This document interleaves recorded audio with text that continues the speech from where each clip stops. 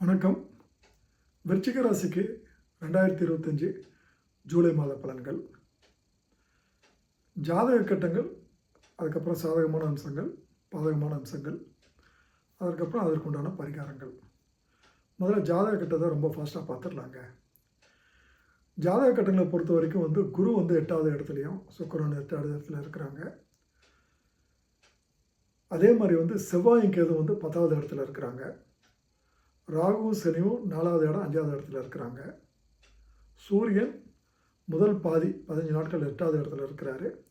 அதுக்கப்புறம் மெல்ல நகர்ந்து அடுத்த 15 தினங்களுக்கு 9வது இடத்துக்கு ட்ரான்ஸ்ஃபர் ஆகி போகிறாரு. இது ஜாதக கட்டங்கள்.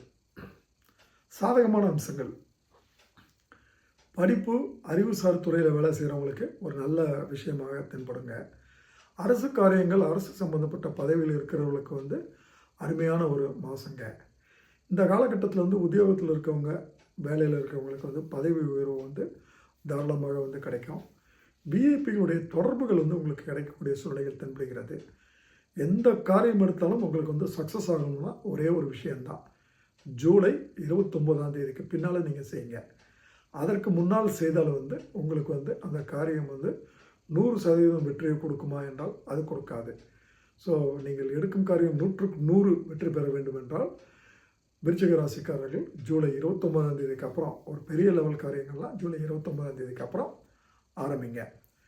சரி, கல்வியில் ரொம்ப நல்லபடியாக நடக்குங்க. கெட்ட சகவாசங்கள் உஷாராக இருங்க. சட்டவிரோதமான காரியங்களை உஷாராக இருங்க. இந்த காலகட்டத்தில் சுப காரியங்கள் ரொம்ப பிரமாதமாக நடக்கும். வாக்குறுதி கொடுக்கறதுல கொஞ்சம் எச்சரிக்கையாக இருங்க. பண வரவுகள் ரொம்ப நல்லாயிருக்கும். ஆரோக்கியம் நல்லாயிருக்கும். குருட்டு தைரியம்னு சொல்லுவாங்க, இல்லை முரட்டு தைரியம், இது அளவுக்கு அதிகமாக இருக்கும்.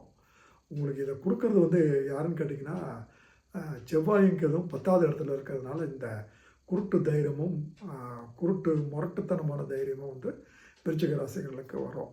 ஸோ அதில் கொஞ்சம் நிதானமாக இருங்க.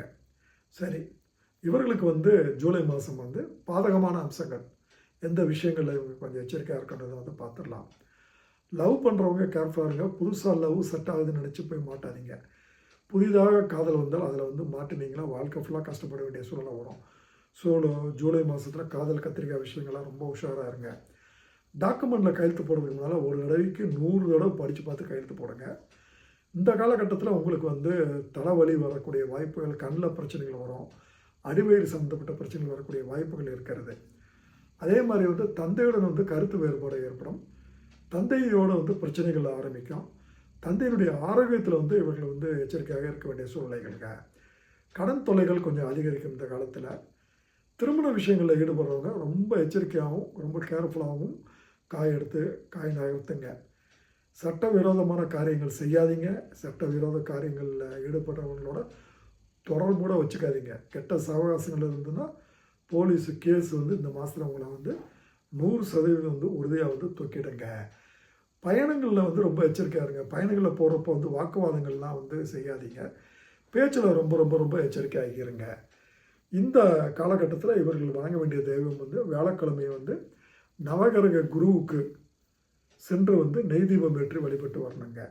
லக்ஷ்மி நரசிம்மர் புதன்கிழமை அன்று லக்ஷ்மி நரசிம்மருக்கு துளசி மாலை வாங்கி கொடுத்து, தாமரை பூ வாங்கி கொடுத்து வழிபட்டு வர வேண்டும்.